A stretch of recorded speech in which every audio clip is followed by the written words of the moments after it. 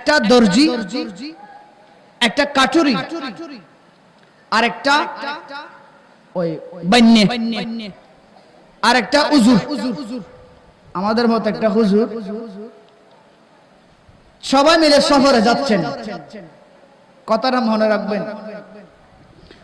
সফরে যাওয়ার সময় তখন তো আমাদের বর্তমান সমাজের মতো কারেন্টের ব্যবস্থা ছিল না। যখন সূর্য ডুবে যায় ওখানে তাদের রাত যাপনের ব্যবস্থা করে নিতে হয়, কারণ অন্ধকারে পথ চলবে কিভাবে। এখন ওরা সবাই ঘুমানোর জন্য তাঁবু টাকলেন। তাঁবু টাকার পরে সবাই চিন্তা করলেন এখানে তো বাকবাল্লুকের জায়গা, আমরা সবাই যদি একই সাথে ঘুমিয়ে পড়ি আমাদের উপর অতর্কিত অবস্থা পশুদের হামলা হতে পারে। সুতরাং একটা কাজ করো, রাতকে আমরা ভাগ করে নি, কিছুক্ষণ একজন জাগ্রত থাকবে, আমরা সবাই ঘুমাবো, আর কিছুক্ষণ ও ঘুমাবে আর একজনকে জাগিয়ে দিবে। এভাবে বাবা ভাগ করে দিলেন। প্রথমে ভাগ করে দিলেন কাঠুরিকে, যিনি কাঠ কাটেন। স্বাভাবিক, যার যে আমাদের সাথে যে কোনো একটা কিতাব থাকবে।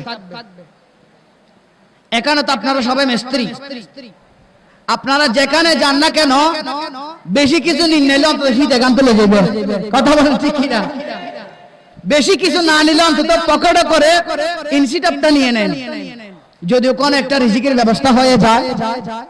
এটা যার যার পেশা, আমি কাউকে ছোট করে বলতেছি না, বাবা মাফ করবেন, পেশা বুঝাচ্ছি। এভাবে যে কাটুরি তার একটা তলোয়ার ছিল, দা ছিল, এখন ও চিন্তা করতেছে আমি যদি বসে থাকি আমার তো ঘুম আসবে, আমি একটা গাছ কেটে সময়টা পার করে দিই।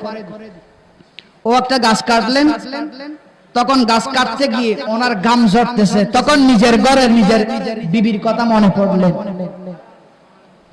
এখন নিজের বিবিকে কল্পনা করে ও খোদাই করতে লাগলেন।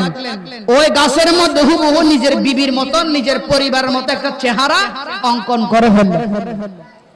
কারণ মিস্ত্রি হলো তুমি ফুল হাড়ানো সিস্টেম দেখা দিয়ে না পরে এত নকশা গান দিলে তারা হাঙ্গুর দি পড়ে আল্লাহ রহমত সুবহানাল্লাহ না ইয়ার রহমত খার কে ডর করে খাওয়া না বা হতা গান একটা গাছ ফইলেও মাফ করে দিবা দেরি। ও নিজের সন্তানকে, নিজের স্ত্রীকে কল্পনা করে ছবিটা আঁকলেন। ওনার সময় শেষ হয়ে গেল। এখন যিনি দর্জি উনি আসলেন। উনি বলতেছেন আমরা তো ছিলাম 4 জন, এখন দেখতেছি দেখতে হুবহু মানুষের মতন। এটা কি? উনি দেখলেন ওটা একটা গাছ, হুবহু একটা চেহারা অঙ্কিত আছে, দেখতে হুবহু মহিলার মতন, লম্বা লম্বা চুল দেওয়া আছে। তো বলতেছে এটা অবশ্যই কাঠুরির কাজ, কারণ ও ছাড়া এখানে কেউ নাই। তো ও যখন গাছ কেটে নকশা করেছে, এখন আমি কি করব? আমি তো দর্জি, আমি তো কাজ কম জানি না। বড় বড় ছোট ছোট পাতা কতগুলো নিয়ে উনি একা একটা ত্রিভুজ বানিয়ে দিলেন। উনি ওকে পরাই দিলেন, কানের দুল দিলেন, নাকের ফুল দিলেন, অলংকার দিলেন, উনিও ঘুম গেলেন। এখন ও বাইনের কাজ, ও উঠলেন, ও চিন্তা করলেন এগুলা তো ওদের কাজ, এটা তাদের ছাড়া আর কোনো কিছু না। এখন আমি কাজ করি, আমি এত অংশীদার হই না। ও সুন্দর করে অনেক কিছু কারুকার্য সাজিয়ে ওকে সাজিয়ে দিলেন, দেখতে হুবহু একটা মহিলার মতো লাগে। এখন সবার ফাল আসে, হুজুরের ফাল আসে। হুজুর উঠলেন। হুজুর প্রথমে চিন্তা করলেন কিরে আমরা তো ছিলাম 4 জন, এখন দেখতেছি 5 জন, আরেকজন কোত্থেকে আইলো? হুজুর চিন্তা করলেন এটা কারো কাজ নয়, এটা তাদেরই কাজ। এখন আমি মোল্লা মানুষ, আমি কি করব? ওযু করে নামাজে দাঁড়িয়ে 2 রাকাত নামাজ পড়ে আল্লাহর কাছে প্রার্থনা করলেন, মালিক যাদের যেই পেশা তারা সেই কাজ করেছে, আমার তো কোনো পেশা নাই, আমার একটাই পেশা, সত্য কথা বলে তোমার কাছে 2টি হাত তুলে দেব। ও বললেন আল্লাহ আমি তো কিছু জানি না, তুমি যদি সত্যিকার আমাকে কবুল করো, আমাকে ভালোবাসো, আমার কথা যদি তোমার কাছে পৌঁছে যায়, তোমার কাছে আমি প্রার্থনা করি এই সুন্দর আকৃতির মহিলাকে তোমার পক্ষ থেকে একটা রু দিয়ে দাও। আল্লাহর পক্ষ থেকে একটা রু দেওয়া হলো।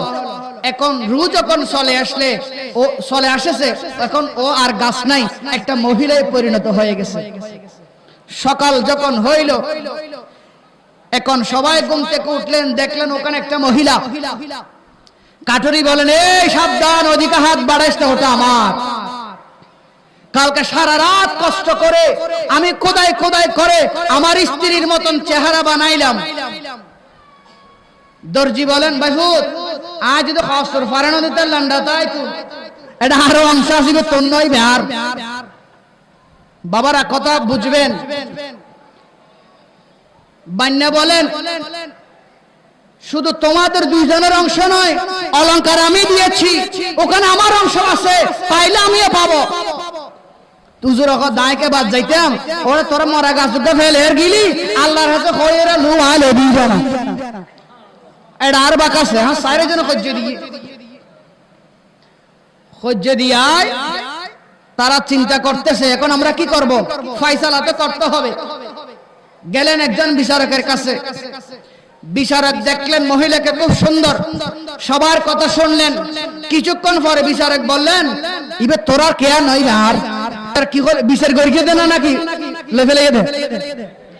আমাদের বর্তমান সমাজ এমন হয়ে গেছে, ত্যাগী নাই, নিয়ে বিচার নাই, সুশাস।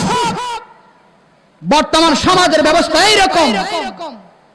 এই জন্য আমাদের উপর এত বড় বড় গজব, এত বড় বড় কাহার আর গজব, এত বড় বড় বেয়ারাম, এত বড় বড় ভাইরাস। যদি হোসেনকে মহব্বত করি, কিয়ামতের দিন আমাদের সাথে ইমাম হুসাইনের হাসর হবে। ইমাম হুসাইন সাথে যদি হাসর হয়, আমাদের আর কোনো চিন্তা আছে? কিভাবে চিন্তা থাকবে? চিন্তা থাকার তো কোনো কথা নয়। যখন আমার নবী বলেছেন, তোমরা তাদেরকে ভালোবাসো, কেন জানো? আমি রাসূলও তাদেরকে ভালোবাসি। আল্লাহর কাছে দোয়া করলেন, আল্লাহ তুমি আমার হুসাইনকে ভালোবাসো, আমার হাসানকে ভালোবাসো, আমিও তাদেরকে ভালোবাসি। শুধু তাই নয়, কিয়ামত পর্যন্ত আমার হাসানকে, আমার হুসাইনকে, আমার আহলে বাইতকে যারা ভালোবাসবে তাদেরকে তুমি আল্লাহ ভালোবাসবে। দোয়া করলেন আমার নবী। নবীর দাওয়াত কোনোদিন বিফল হবে? নবীর দোয়া কোনোদিন বিফল হবে? দেখেন, আমার নবী বলেন, তোমরা তাদেরকে ভালোবাসবে। কেন জানো? তারা যেমন তেমন সাধারণ কেউ নয়। তোমরা যখন জান্নাতে যাবে, বৃদ্ধরা বৃদ্ধ থাকবে না, সবাই যুবক